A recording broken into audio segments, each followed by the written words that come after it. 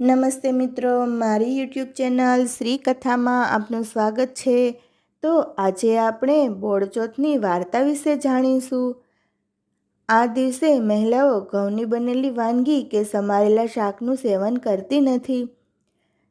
શ્રાવણ માસના વદ પક્ષની ચોથ તરીકે ઓળખાય છે, જેને ઘણા લોકો બહોલા ચોથ તરીકે પણ ઉજવતા હોય છે। મહિલાઓ આ દિવસે વ્રત કરે છે।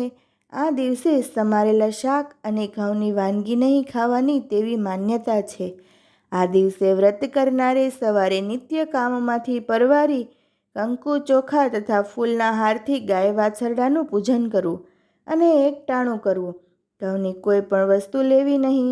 બોળચોથના વ્રતના દિવસે સ્ત્રીઓએ દળવું કે ખાંડવું નહીં। બોળચોથના દિવસે ગાય અને વાછરડાની પૂજા કરવાનો મહિમા છે।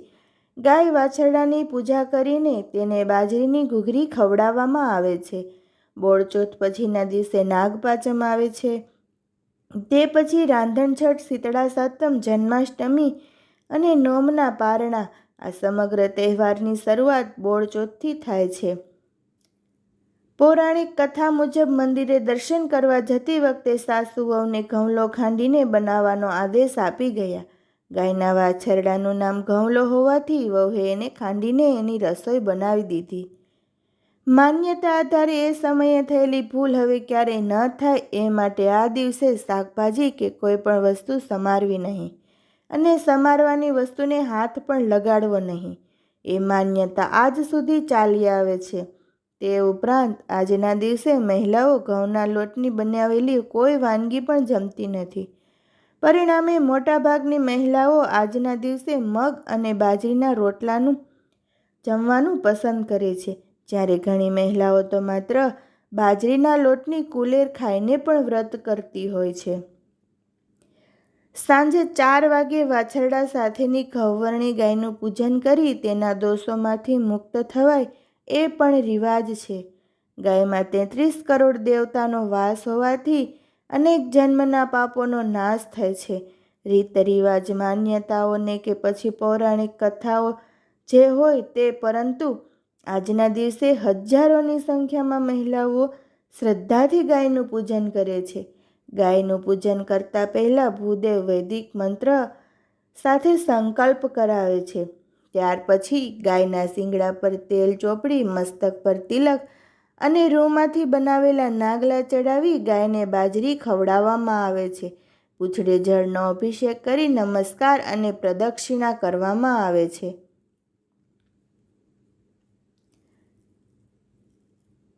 શ્રાવણ માસના વદ ચોથના દિવસે નાહી ધોઈ ગાય વાછરડાની પૂજા કરવી, બોળચોથની કથા કરવી, વાંચવી અને સાંભળવી। જો કોઈ સાંભળનાર ન હોય તો દીવો કરીને દીવાની સામે વાંચી શકાય। આ દિવસે છડેલું અનાજ ખાવું નહીં। પૌરાણિક વાર્તા। એક ગામમાં સાસુ અને વહુ રહેતા હતા। શ્રાવણ માસ આવ્યો એટલે તેની વદ ચોથના દિવસે સાસુ નદીએ નાહવા જતા તેમની વહુને કહેતા ગયા કે વહુ, આજે બોળચોથ છે, માટે હું નદીએ નાહવા જાઉં છું, પાછી આવું ત્યાં સુધી ઘઉંલો રાંધીને રાખજો। સાસુએ ઘઉંની રસોઈ કરવાની વાત કરી હતી, પણ વહુએ વિચારીએ કોઈ દિવસ ઘઉંલો રાંધ્યો નહોતો, તેથી ઘઉંલાનો અર્થ સમજી નહીં અને વહુ બિચારી ઘઉંલો એટલે વાછરડો ખાંડી નાખ્યો અને ચૂલે રાંધવા ચડાવ્યો। સાસુ તો નદીએ નાહીને પાછા ઘરે આવ્યા અને વહુને પૂછ્યું, વહુ, ઘઉંલો રાંધ્યો છે ને? વહુ કહે, રાંધ્યો તો છે, પણ ઘઉંલો ઘણો તોફાની, જેમ તેમ કરીને ખાંડી ચૂલે ચડાવ્યો છે। સાસુને તો બીક લાગી। તેમણે વહુને પૂછ્યું, વહુ, તમે ક્યાં ઘઉંલાની વાત કરો છો? કેમ વળી? ઘઉંલો તે વળી બીજો કયો હોતો હશે? આપણી ગાયનો ટભુલો વાછડો તે જ ને? વહુને જ્યાં ચોખવટની વાત કરીને સાસુમાં તો અફસોસ કરી ઉઠ્યા।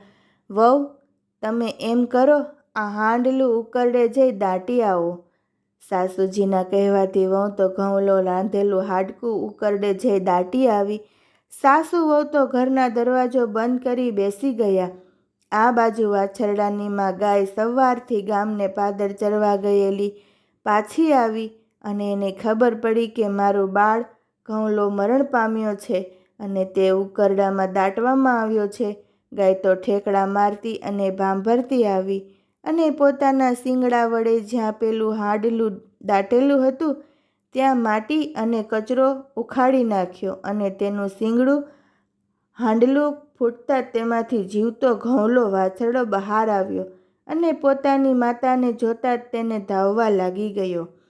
ઘઉંલાની માં ગાયને પોતાનું બાળક જીવતું જોતા ટાઢક વળી અને એ પણ વાછરડાને પોતાની જીભ વડે ચાંટીને વહાલ કરવા લાગી.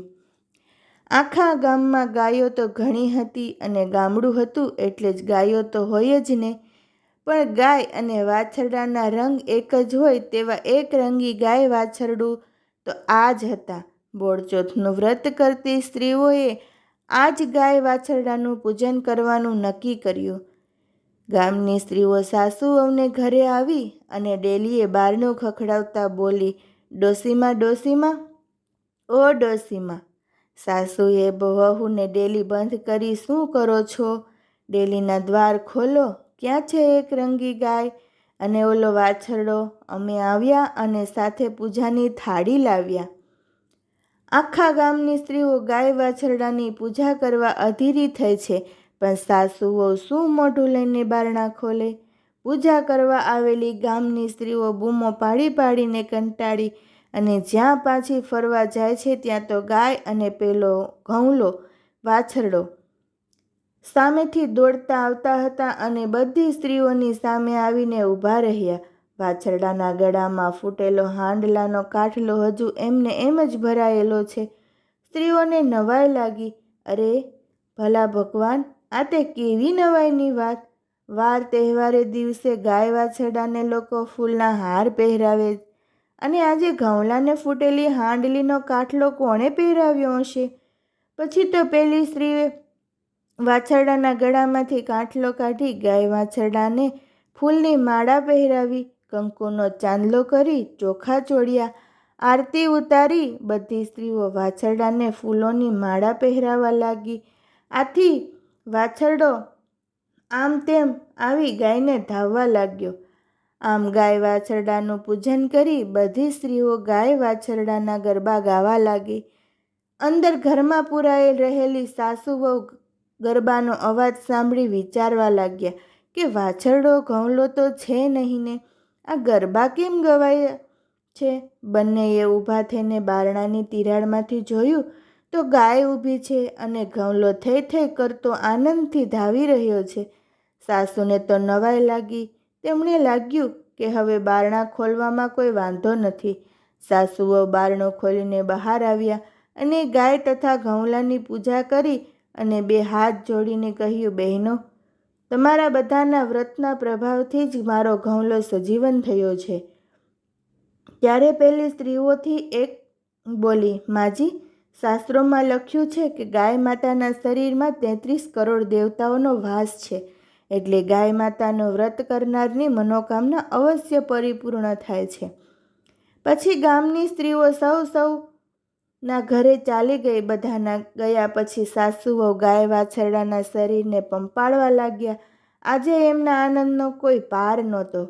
સાસુઓ બે આમે ગાય માતાની ઉપર અનહદ પ્રેમ હતો અને હવે શ્રદ્ધા બેઠી ત્યારથી જ સાસુ વહુને બંનેને દર વર્ષે બોળચોથનું વ્રત કરવું એવો સંકલ્પ કર્યો અને તે દિવસે દળવું નહીં, ખાંડવું નહીં એવો નિયમ લીધો અને આનંદથી રહેવા લાગ્યા.